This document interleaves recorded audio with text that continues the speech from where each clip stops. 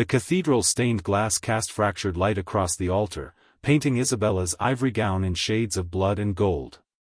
She stood rigid, her fingers crushing the stems of her crimson roses, a grotesque parody of bridal innocence. The pews weren't filled with loved ones, but with wolves in silk ties, their smiles sharp as knives. Then he appeared. Dante Rossi moved like smoke through the crowd, his tailored tuxedo clinging to broad shoulders, his raven black hair swept back to reveal a face carved from arrogance and old money. The scar through his left eyebrow, the one she'd given him at 16, twisted as he smirked. Principessa. His voice was a velvet-wrapped blade as he took her hand. You look tolerable. Isabella's pulse roared in her ears.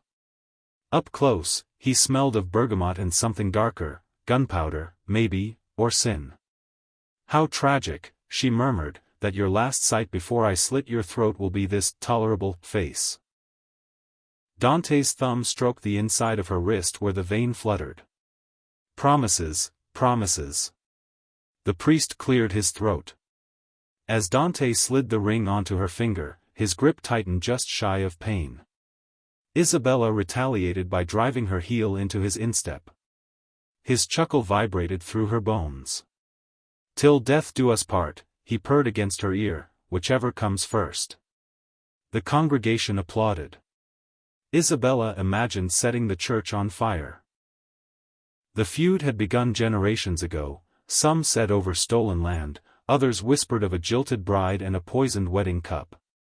The truth had been lost to time, but the bitterness remained, festering like an open wound between the Morettas and the Rossis. Assassinations. Broken alliances. Boardroom coups drenched in blood. And now, this. A marriage. Dante's family had proposed it as a truce. Hers had accepted it as surrender. And Isabella? She'd been bartered like a trophy, her defiance, her fire, her body traded for the illusion of peace. The contract had been signed in her father's study, the ink still wet when she was summoned. You'll marry him, her father had said, his voice hollow. Or you'll watch what's left of this family burn. Isabella had laughed, a sharp, broken sound. So I'm the sacrificial lamb? Her mother had pressed a kiss to her forehead, her perfume thick with regret. No, darling. You're the dagger we're sliding between his ribs.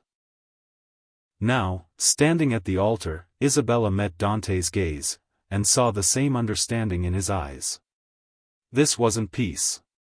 It was war by other means. Their wedding night was a battle. Dante's penthouse was a fortress of glass and steel, all cold edges and sharp lines, just like him.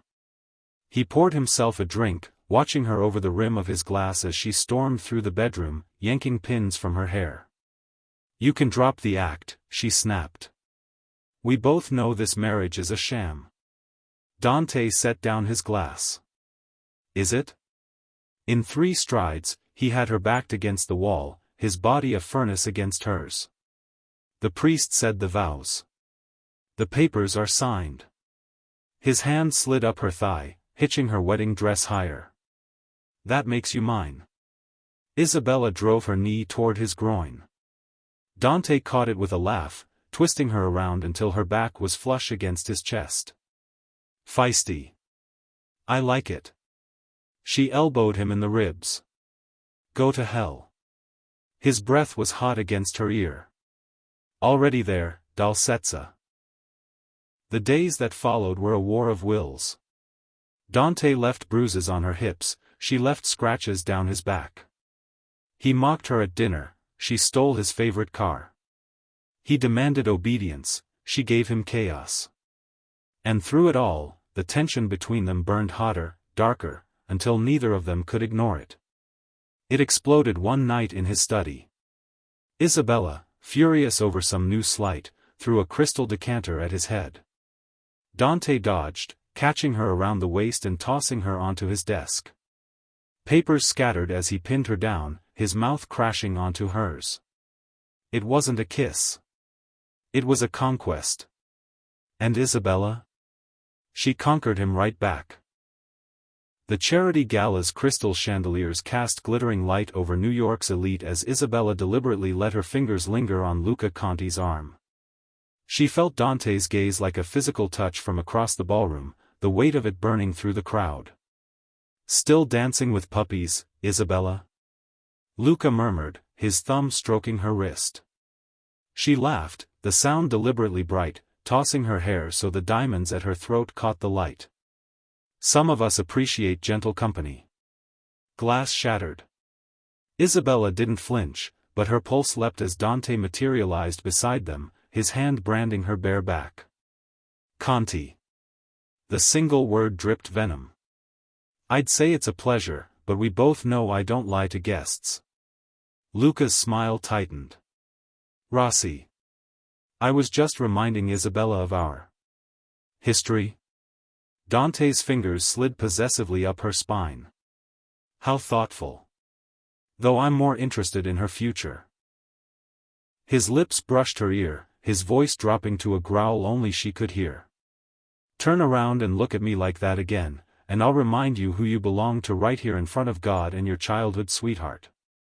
Isabella tilted her head, letting her champagne flute tilt dangerously toward his $1,000 tuxedo. "Promises, promises." The limo ride home was a silent war of clenched jaws and white knuckles, until the partition slid up and Dante hauled her across the seat, his mouth crashing down in a kiss that tasted like fury and desperate want. "Still thinking about Conti?" he demanded against her lips. Isabella sank her nails into his shoulders. "Still jealous?" His answering growl shook the very foundations of their fragile truce. The moment struck Isabella like a stray bullet, unexpected, devastating, irrevocable. She stood in Dante's study, watching moonlight gild the scars on his knuckles as he poured her a drink, and realized with sickening clarity, she loved him. Loved the way he smirked when she insulted him. Loved the bruises he left on her hips and the whispered apologies that followed. Loved the dangerous glint in his eyes when someone threatened what was his, when someone threatened her. And Dante, arrogant, merciless Dante, who'd once vowed to break her, now looked at her like she'd hung the stars. Like she was the only thing that mattered in his wretched, blood-stained world. Isabella's glass slipped from her fingers, shattering between them. Dante didn't flinch. "Problem, Mogli Mia?" Her pulse roared. This wasn't part of the plan. The marriage was supposed to be a cage, a ceasefire, not this. Not his hands gentle in her hair, not her traitorous heart pounding when he murmured her name like a prayer. The feud should have ended with their vows. Instead, it birthed something far more dangerous. Dante stepped closer, his thumb brushing her lower lip. "Tell me to stop," he challenged. Isabella fisted his shirt and dragged him down. The kiss tasted like surrender, and victory. If you enjoyed this story, don't forget to like and subscribe.